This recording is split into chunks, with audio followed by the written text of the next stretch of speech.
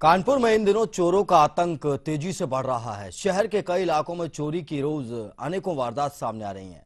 वहीं पुलिस किसी भी घटना का खुलासा करने में नाकाम साबित हो रही है, जिसकी वजह से चोरों के हौसले लगातार बुलंद हो रहे हैं। मामला कानपुर के चौबेपुर थाना क्षेत्र का है, जहां चोरों ने एक बैंक को निशाना बनाने की कोशिश की।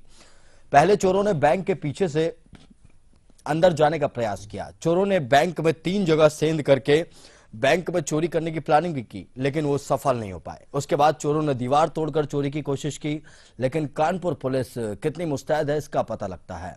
चोरों ने 3 बार बैंक में चोरी की कोशिश की, वो असफल रहे, लेकिन इतना सब होने के बाद भी पुलिस ने इस मामले में कोई जांच नहीं की, ना पुलिस मौके पर पहुंची। कस्बे से थोड़ा दूर पर जो बैंक बने विद्यालय परिसर में पीछे यूको बैंक, इसमें जो है पीछे से कुछ सेंध मारी हुई है। तो हमारे किशन यादव थे, उन्होंने अपने विद्यालय प्रबंधक को सूचना दी और उन्होंने ब्रांच मैनेजर को सूचना दी। और इसके बाद हमारे यहाँ जो चौबेपुर थाने की फोर्स आई, उसने पूरी गहनता से जांच की। बगल वाले क्लासरूम से सेंध जो लगी है, उससे जो है कुछ अंदर घुसे लोग, प्लाई का उन्होंने बोर्ड हटाया, अंदर से स्ट्रांग रूम काटने की कोशिश की, लेकिन कटा नहीं। वहीं खबर रामपुर से है, जहां थानागंज क्षेत्र में पशु तस्करों ने पुलिस पर जमकर पथराव किया। पुलिस किसी तरह वहां से अपनी जान बचाकर भागी। पशु तस्करों के हौसले इतने बुलंद थे कि पुलिस पर हमला करने से भी वो लोग नहीं चुके। वहीं एसपी के आदेश पर पुलिस ने पथराव करने वालों और पशु तस्करों के खिलाफ मामला दर्ज कर लिया है। दरअसल पुलिस इन तस्करों को पकड़ने की कोशिश में थी, लेकिन पुलिस इन्हें पकड़ने में नाकामयाब रही और आनन फानन में पुलिस को मौके से भागना पड़ा। बहरहाल पुलिस ने कुछ नामजद सहित अज्ञात लोगों के खिलाफ मुकदमा दर्ज कर लिया है और गिरफ्तारी की जा रही है।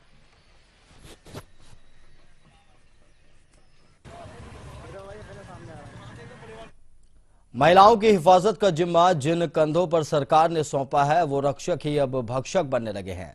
ऐसे में महिलाओं की सुरक्षा पर एक बार फिर से सवाल उठता है। दलित महिला ने नायब तहसीलदार और पटवारी पर उसके साथ अभद्रता और मारपीट और बलात्कार करने की कोशिश का आरोप लगाया है। पूरी घटना पौड़ी की है, जहां 5 जून को महिला पानी के अलग कनेक्शन और ग्रामीणों द्वारा उसके साथ बदसलूकी करने की शिकायत लेकर पटवारी चौकी पहुंची, तो उसके साथ नायब तहसीलदार, होमगार्ड और पटवारी ने अकेला पाकर दुराचार करने की कोशिश की और महिला को शांति भंग के झूठे केस पर बिना महिला पीआईडी जवानों के तहसील चौकी ले जाया गया। एक रात बिना किसी वारंट के उसे बंदी बनाया गया और मारपीट के साथ साथ उसके साथ बदसलूकी भी की गई। पूरी घटना के बाद पीड़ित महिला न्याय की गुहार लेकर पिछले कई दिनों से जिलाधिकारी कार्यालय पर बैठी रही, लेकिन मीडिया के संज्ञान में मामला आने के बाद पूरे मामले को जिलाधिकारी ने जानने की कोशिश की और उसके बाद एक्शन लेते हुए आरोपियों के खिलाफ कार्रवाई करने के आदेश भी दे दिए हैं।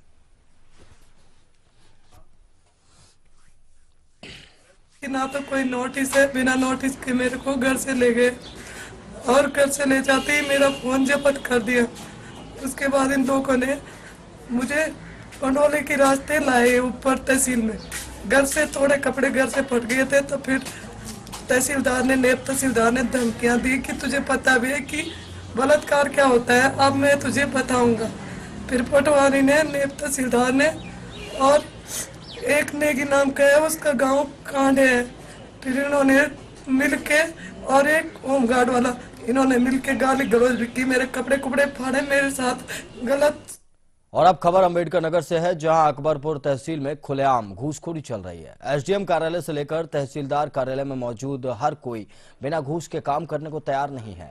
एसडीएम कार्यालय में तो ये हालात हैं कि बिना घूस के अधिकारी एसडीएम के सामने फाइल तक पेश नहीं करते। आप वीडियो फुटेज में देख सकते हैं कि अकबरपुर तहसील के बाबू किस तरह से भ्रष्टाचार में लिप्त हैं और बाबू एसडीएम और तहसीलदार के नाम पर घूस मांगते हैं। यहाँ प्रमाण पत्र, खतौनी की नकल, आय निवास और जाति प्रमाण पत्रों के नाम पर घूसखोरी चल रही है। अकबरपुर तहसील की इस घूसखोरी से आम जनता परेशान है। इस घूसखोरी के मामले में पहले तो अधिकारी कुछ भी बोलने को तैयार नहीं थे, पर जब मीडिया ने प्रेशर बनाया तब इस घूसखोरी को गंभीर मानते हुए अधिकारी अब जांच की बात कह रहे हैं। कितना भैया? 20 तब से होगा, किसी कराओ फिर मंगवा दे, करवा देता था जरूर, हफ्ते के बहुत जरूर। तहसील में तो ये व्यवस्था हो गई है कि ऊपर से नीचे तक सारे जो है बाबू भ्रष्टाचार में लिप्त हैं। बाबू ही पैसा धनुगाही करते हैं और सारे अधिकारी जानते हुए भी बाबू को खिलाफ कोई कार्रवाई नहीं करते किसान अगर जाता है तो किसानों को सिर्फ शोषण होता है। बिना बाबू को पैसा दिए आप न लेखपाल से कोई काम करा सकते हैं, न तहसीलदार से कोई काम करा सकते हैं। अगर तहसीलदार कर दिए बाबू उस फाइल को बगल में रख देते हैं, पहले आइए मिलिए, उनको धनुगाही कराइए और कुछ उनको रिश्वत दीजिए, तब वो आपका आगे। मथुरा में लव, सेक्स और धोखे का इल्जाम इस बार किसी और पर नहीं बल्कि कस्टम विभाग के एक इंस्पेक्टर पर लगा है। आरोप है कि 3 साल पहले सुरेश कुमार नाम के इस इंस्पेक्टर ने इलाहाबाद की रहने वाली रश्मि से शादी कर ली थी, लेकिन नौकरी लगने के बाद सुरेश मथुरा आ गया, जहां उसने सुंदरिका नाम की एक महिला से शादी कर ली। लेकिन जब पहली पत्नी को सुरेश कुमार पर शक हुआ तो वो तुरंत ही मथुरा आई, जहां उसे सुरेश की दूसरी शादी के बारे में पता चला। बहरहाल दोनों पत्नियों ने आरोपी इंस्पेक्टर के खिलाफ मुकदमा दर्ज करा दिया है।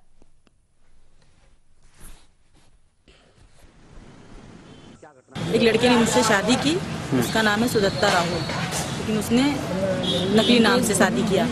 फिर उसने बिगर मुझे बताया दूसरी शादी कर लिया। जब मुझे पता हुआ तो हमने कार्रवाई की, और जब हम बोलते थे कि हम बता देंगे तो मुझे मारने की धमकी देता था कि बताओगी तो मार देंगे जान से। आपसे कब हुई थी शादी? 3 साल हो गया है, 2013 में 29 अप्रैल को।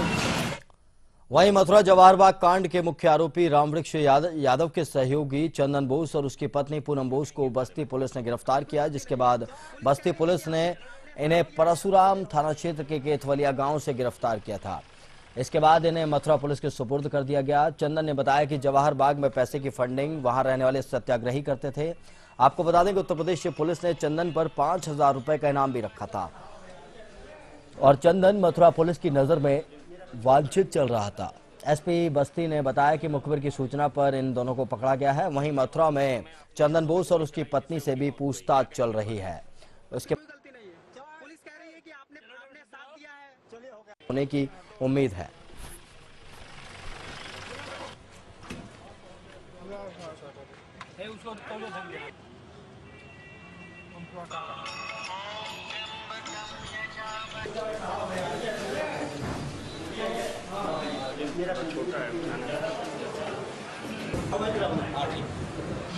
आरोप है कि जवाहर बाग में आपने एसओ पे गोली चलाई जिससे उनकी मौत हो गई। मथुरा में जमीनी विवाद के चलते एक युवक को कुछ बदमाशों ने गोली मार दी, जिससे उसकी मौके पर ही मौत हो गई। पहले इन बदमाशों ने इस युवक को बोलेरो गाड़ी से टक्कर मारने की कोशिश की। टक्कर मारने के बाद ये बदमाश युवक को गोली मारकर भाग गए। बताया जा रहा है कि यह जमीनी विवाद था जिसके चलते युवक की हत्या की गई है। कई दिनों से विवाद चल रहा था, जिसको लेकर कई बार पंचायत भी हो चुकी थी। फिलहाल पुलिस ने मामला दर्ज कर आरोपी की तलाश शुरू कर दी है। 3-4 दिन पहले बताई थी कि हमारे ये पूरी गली वाले लग रहे थे चूसर देने के लिए कि कौन आ रहा है इनके घर, कौन जा रहा है, कौन क्या कर रहा है। एक ताऊ है हमारे, एक चाची है हमारी, और सबरे जने लगे हुए हैं। क्यों, क्या कारण था? इसलिए वो खेत था हमारा, उस खेत को देने के लिए नहीं बोल रहे थे, खेत मत दो जाकर, इसको मार दे। उनको सफारी दी थी, एक बार वो बच गए, जानकारी के थे तो। फिलहाल खबरों के इस बुलेटिन में मेरे साथ इतना ही। देश और दुनिया की तमाम खबरों के लिए आप देखते रहिए इंडिया प्राइम। नमस्कार।